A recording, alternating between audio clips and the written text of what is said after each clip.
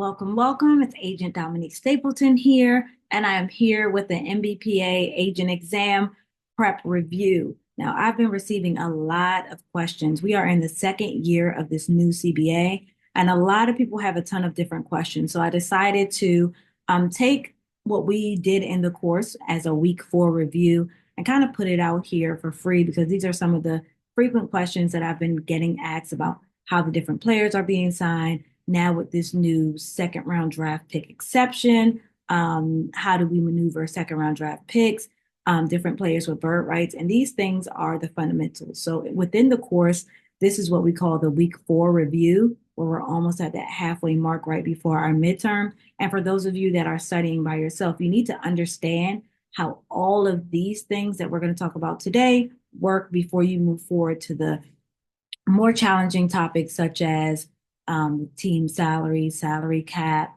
exceptions, trades, and things like that. If you don't understand the different types of players, how those players are signed, what that looks like, and just the fundamentals of bird rights, it's going to be very tough for you to grasp some of the other topics.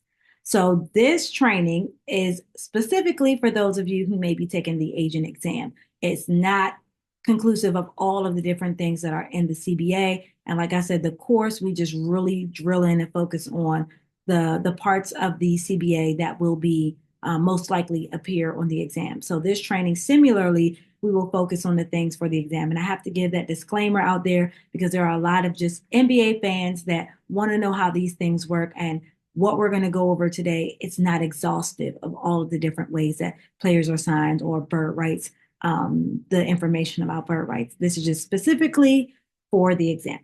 All right, let's get into it. So we have different types of players, and I like to group them in rookies, fringe players, and veterans. And it's very important to identify the type of player that you're dealing with when you're addressing test questions, because each different player has a different nuance as far as like what their contracts can be, like how long they can be, what kind of raises they're able to receive based on the qualifying offer, how many years they're on that first contract, or how many years their contract can be offered. All of those things depend on what type of player you are. So, of course, we know we have the rookies. They get drafted either in the first round or the second round, or they don't get drafted and they become an undrafted rookie free agents, right? Then we have those fringe players. And what I call fringe players is because they're not a rookie, they could be considered a veteran. So they're not a rookie in the sense of they were, first round, second round undrafted, because two-way players could absolutely double down as first round or second round draft picks, and we see it happen all the time. You have those two-way players that could have been drafted in the second round, could have been undrafted rookie free agents, and they just happen to sign that two-way contract. But they're fringe, they're kind of in the middle. And then you have players that are on that minimum salary, and that is the Exhibit C chart. That chart will be useful in the exam. They will give it to you in the salary cap memo, so you don't have to wonder about what numbers you should be using, or if you need to use the one from the CBA. They will provide you with the Exhibit C that you should use to answer all the questions. So those minimum players that are signed to contracts in accordance with that Exhibit C. And then we have our veteran players. Those are players that are coming off the rookie scale contract, meaning that they had the team option opted in year 3 and 4, and now they're finishing year 4. We have designated players, meaning that they were MVP, they were Defensive Player of the Year, they made first, second, or third team All-Star, and they became a designated player or player with bird rights. So those are the different type of veteran players that we have. All right. So how are rookies signed? Rookies are signed in typically 3 different ways.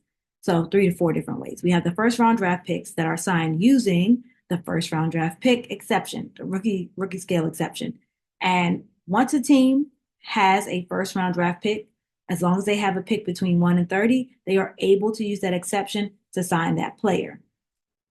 First round draft picks, their contracts can be up to 120% of the rookie scale. And the rookie scale is in the back of the CBA as well. So the rookie scale is what determines what that player is paid based on where they are drafted. So every first round draft pick is held in a team salary at 120% until they are signed to their actual contract. Contracts are automatically guaranteed at 80%. So when you're looking at the rookie scale, that number that appears there is at 100%. 80% of that number is already guaranteed. Once you're drafted 1 through 30, you're guaranteed 80% of whatever that number is. Now, your agent can go in and negotiate up to 120% of that scale number. That's the maximum amount that you can receive. So teams have to issue a required tender to officially sign the player. So when players are drafted in June, that is not the day that the money is wired to them. That's not the day that everything happens. They're just drafted. That's great. The team has rights to that player. Now it's time to negotiate because we know 80% of it is guaranteed, but we want to get 120% if we can. So the negotiations begin. The team issues what is called a required tender. Very important to note, required tenders are the qualifying offer for rookies or first and second round draft picks. Required tenders are the qualifying offers for first and second round draft picks. So they're only used for them, and then everyone else receives a qualifying offer. So if for any reason the required tender is voided, the player will become an unrestricted free agent. So if a player is drafted and for whatever reason the required tender is issued, either side can't come in agreement and it's mutually voided, they become an unrestricted free agent, meaning they are free to go out and sign with any team that they want. If both sides agree, the player is signed to a 4-year rookie scale contract with the team having a team option in year 3 and 4, meaning that after the end of year 1, the team at a certain date, the team will have to say, yes, we want to opt into year 3 of the contract with the player. We want to keep them. And the same thing for year 4. If year 3 or 4 is declined, once again, that player will become an unrestricted free agent, meaning that they can sign with anyone. All right. And you'll notice that I'll enunciate certain words and I'll repeat certain things because it's very important. Restricted free agent and unrestricted free agent are two different things. They have two different rules. They have different nuances. Required tender and a qualifying offer, two different things, two different nuances. They are not interchangeable. All right. So then you have your second round draft picks. The team has to use cap room or an exception to sign those players. So whereas with your first round draft pick, as long as you have a first round draft pick, you can use a rookie scale exception up to 120%. That is already worked into your team salary. You don't have to work that in. That's already there. With the second round draft pick, now you have to have that room to sign that player, or you have to have an exception. Now, with the new CBA that was just enacted in 2023, we have the second round pick exception. Teams are not required to use that exception. They can use it if they would like to. That is very important to note. They don't have to. They can use any other exception they want, or if they have room, they can use that to sign the player. And there's no scale. The only thing is that a second round draft pick has to be signed at least the minimum salary for that player. So there's no other requirement. There's no scale like a first round draft pick. Their contracts don't have to be guaranteed. Whereas so the first round draft picks, 80% of that contract is guaranteed, regardless of what they do. With second round draft picks, it's not like that. The team is required to issue a required tender to officially sign the player. And if the required tender is accepted, right, they accept it, it becomes a binding contract. And for whatever reason, the player is waived, meaning that they are cut from the team, then the team that the player was drafted to is the only team that could sign them to a two-way contract for the remainder of that season. That is very important to note as well. Then we have the undrafted rookie free agents. They're signed straight to a UPC, which is the uniform player contract, using exceptions or cap room. A lot of times they're signed to a minimum contract, and they may be signed to two-way contracts. All right. So with the rookie scale, which is what is used to sign first round draft picks, a few things that are important to note. Agents can receive 4% of the excess negotiated over 80% of the guaranteed amount. Now, this is something that gets a lot of people tripped up every single year.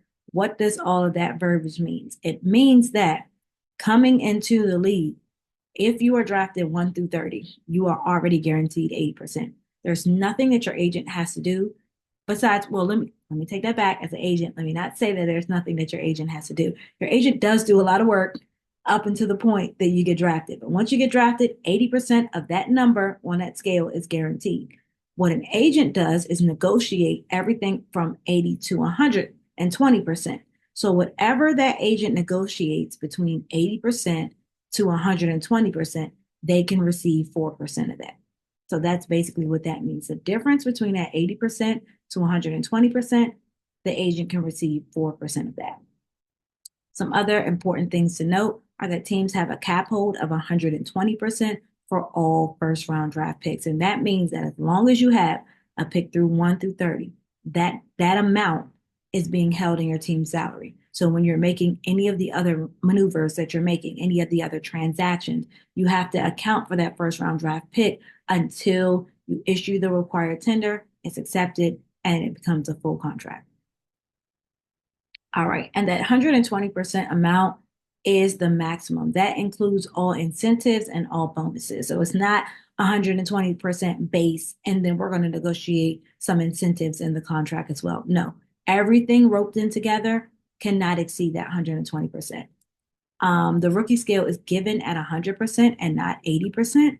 I saw over the years, a lot of people have issues with that. So it is given at 100%, but you have to figure out what that 80% is in order to then figure out. All right. Next, if for any reason the rookie ends up on a minimum contract, then 2% is the max that can be charged.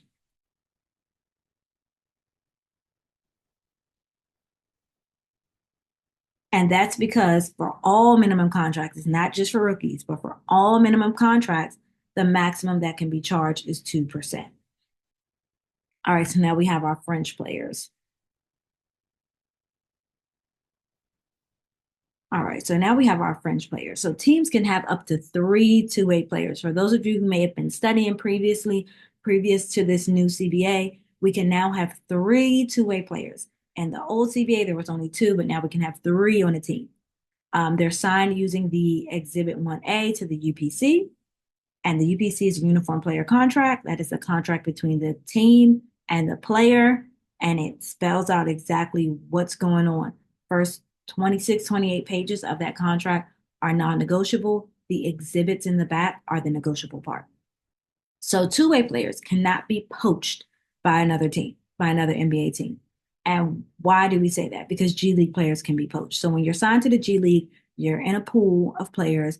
Any team that needs you or wants you, unless the team has rights to you, can sign you.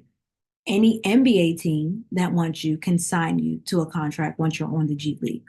If you're on a two-way contract, that means that you're already attached to an NBA organization. And so the only way to get on another team would be to get waived or to be traded or, through a transaction. But a team can't just come to you and say, hey, we want you. We're signing you because your NBA team, you're signed to a contract with your NBA team. When you're in the G League, you're strictly on a G League contract. And it's very important to note the difference between players that are assigned to the G League, like Bronny James. He got assigned to the G League, meaning he has a standard NBA contract, but they said, hey, we're going to allow you to go play in the G League for some games. And then when we need you in the NBA games, we'll call you back. There's a difference between those players and players that enter the G League draft and were drafted, go to a tryout and were drafted because they're strictly on a G League contract, strictly getting paid a G League salary. And then you have the two-way players now where they get a G League salary and a portion of an NBA salary. And they can't be poached because they are on an NBA salary. They're attached to an NBA team already. All right. The contract allows them to be called up and play NBA games. They can be offered a qualifying offer. So G League players cannot be offered qualifying offers because they're not signed to an NBA team. Two-way players can be offered a qualifying offer. And once that qualifying offer is issued, they become a restricted free agent. Two-way players do not count towards the salary cap. You do not need an exception to sign a two-way player. That's why they're so valuable. And they can acquire bird rights. So two-way players, they play on a team for 2 years. they are considered an early bird. They acquire bird rights the same way. All right, now we have our minimum salary players. They're signed using the minimum salary exception. They're signed, their salary is based on the Exhibit C chart. Contracts cannot have any bonuses. Most second round draft picks and undrafted players are signed using this exception. 2024 will be the first season teams have the second round draft exception. And once again, they don't have to use the second round draft pick exception. Then we have the G League player. They can be players can be assigned to the G League, like we just spoke about with Bronny James, and they can sign with any NBA team anytime. All right, how are fringe players signed? Coming off of the rookie scale contract, so that means played for the 4 years on that rookie contract, first round draft pick. You're finished with that. You are a restricted free agent because the team will issue you a qualifying offer and they then have the right of first refusal. What does that mean? They issue you a qualifying offer, another team issues you an offer sheet and says, hey, we want to offer, we want you to come play with us. That initial team can say, nope, we want to keep this player, well, but we have to match the terms, the principal terms of that offer sheet. And then that player stays with the initial team. They can be issued a max qualifying offer. What's the difference between a qualifying offer and max qualifying offer? The qualifying offer is for 1 year guaranteed contract. The max qualifying offer can only be issued to people coming off to players coming off of the rookie scale contract, and that's a 5 year guaranteed contract. And for teams that are issuing an offer sheet to match a maximum qualifying offer, that contract has to be at least 2 years. All right. So, like I said, they're restricted free agents. The team has a right of first refusal. They can be issued a qualifying offer. They can be issued a maximum qualifying offer. They can be resigned using the qualifying veteran free agent exception. You won't see bird rights in the CBA. You won't see bird rights on the exam. What you will see is qualifying veteran free agent, whether it's the exception or we're talking about the individual player. So they can be resigned using the qualifying veteran free agent. Why is that? They've played with the same team for 3 years. They have acquired bird rights, so they're able to be signed using the bird exception, or they are considered a qualifying veteran free agent, so they can be signed using the qualifying veteran free agent exception. All right. Then we have the players with bird rights. They are restricted free agents. The team can renounce the bird rights and resign the player using room or any other exception, can be issued a qualifying offer, or they can be resigned using the qualifying veteran free agent exception. Oh, that shouldn't be how fringe players are signed. This should be how our players sign. Apologize for that. All right, so we just kind of briefly spoke about the qualifying offer cycle, qualifying offer sheet cycle. So teams have the right of first refusal, meaning that they can say, hey, no, you're not going to take my player. I actually want to keep my player, but I have to match what you offer them now, right? And so some key things to remember with the qualifying offers and offer sheets is number one, the team has to have room to issue them. The team cannot go out and offer 10 qualifying offers when they really only have room to sign two people to it. The same thing with offer sheets. A team cannot go out and issue 10 offer sheets and they only have room to sign one player. And when I say room, cap room. They only have an exception that can sign one of the players to a contract. So you have to have room or an exception to be able to sign the player when you're issuing these qualifying offers and these offer sheets. And once a qualifying offer is issued, the player becomes a restricted free agent. Qualifying offer is for 1 year guaranteed contract. They can say yes to it, play on a 1 year, become an unrestricted free agent the next year. Or another team can issue an offer sheet. Well, let's go through the process here. So the player is presented with a qualifying offer. They can accept the qualifying offer and sign a 1 year guaranteed contract, right? Or the player receives an offer sheet from another team.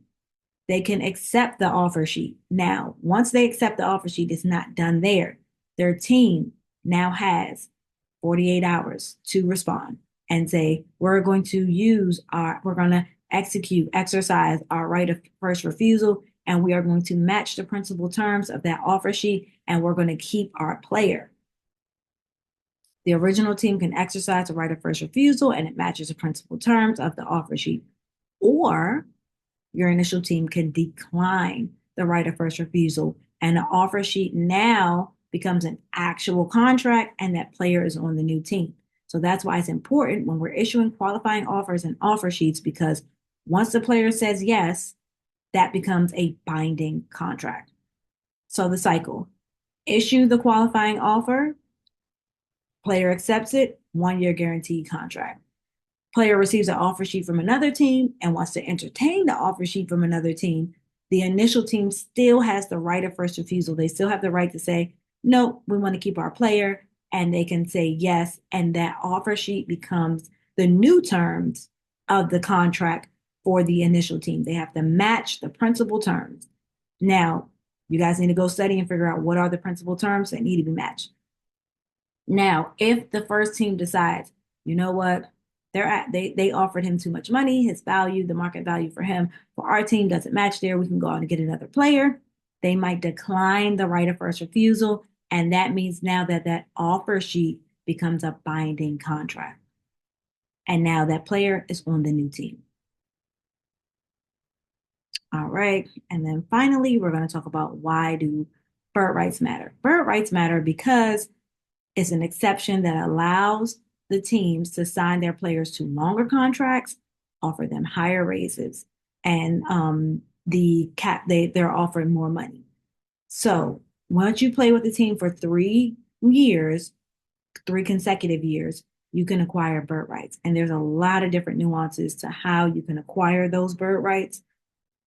The rule for the bird rights is it's not necessarily how you start, it's how you finish, the rule of three, right? So you can play on the team for a year and get waived. And that's 1 year of service, 1 year having bird rights with that team, as long as you don't sign with another team.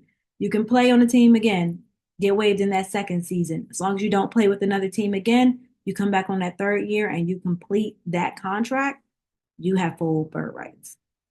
It's a lot of other nuances to it, but that's essentially how it goes. So you can be a full bird, which is a qualifying veteran free agent. You can be an early bird, which is an early qualifying veteran free agent, or you can be a non-bird, right? Which is a non-qualifying veteran free agent. Full bird qualifying veteran free agent means you've been with the team for 3 years. Early bird means you've been with the team for 2 years. Non-bird, 1 year. The length of the contracts that can be signed. The full bird is a 1 year minimum contract, maximum 5 year contract. Very attractive to some people.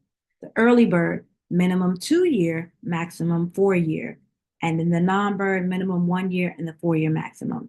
And then we have the raises. If you're a full bird or early bird, you can get up to 8% raises. And if you're a non-bird, up to 5% raises. So it's advantageous for players to accumulate bird rights, because then when it comes time to negotiate, they have these nuances they can add into their contract, which if they didn't have bird rights, they wouldn't be allowed.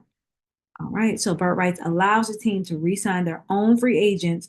They do not have the cap room, because why? They can use the bird right or qualifying veteran free agent exception on that player. So that is all. And I hope that this was super helpful for you all. Definitely some things that you should look into is bird rights for sure, and all the different nuances within the bird rights. Should just definitely look more into the qualifying offer, max qualifying offer, the terms of both of those, and the offer sheet. What are the principal terms that have to be matched in that offer sheet? There are some nuances between two-way players and G League players, and that rookie scale and Exhibit C definitely will appear on the test. So you definitely want to familiarize yourself with that. And with the rookie scale, the agent compensation portion of it, that 4% over the excess over 80, you definitely want to look into that and figure out how to compute that, because that is a question that has come year over year on the exam. So once again, I hope this was helpful. If you need more resources, you can definitely click the link below. Check out the website. We have a 50-question mock exam. We have topic-based mock exams. So for some of you who are struggling with the computations or the exceptions or trades, we have quizzes on those. We also have lessons. So like how I went through this lesson here, and each lesson comes with a quiz as well. And we'll go over if it's trades, if it's exhibits, if it's agent regulations. Don't sleep on the agent regulations. A lot of people have been ignoring them. That's about 5 to 6 questions on the test, what works out to be about 10%. This is just based on, what my students have told me year over year. So don't ignore the exhibits and the agent regulations because you think it's super easy. It does accumulate on the exam. So check out the website, send me an email. I do have a few slots open over the next few weeks for one-on-one. So if you just need a little bit more guidance, if you have some questions, some things that you want to work through, some concepts, definitely check my calendar and book a time that works for you.